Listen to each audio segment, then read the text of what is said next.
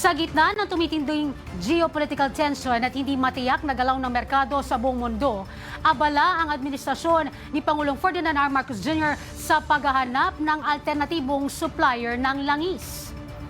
Layunin itong matiyak na magkaroon ng sapat at matatag na supply ng petrolyo sa bansa.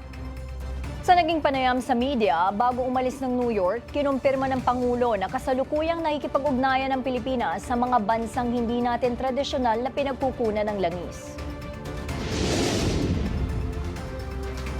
Umaasa ang punong ehekutibo na magkaroon ng kasunduan ng Pilipinas sa mga bansang ito upang madagdagan ang reserba at maibsan ang epekto ng krisis. Inamin naman ng Pangulo na hamon ng kawalan ng katiyakan sa presyo ng petrolyo. Anya, mahirap magtakda ng forecast dahil walang kasiguraduhan kung gaano katagal ang epekto ng krisis sa global markets.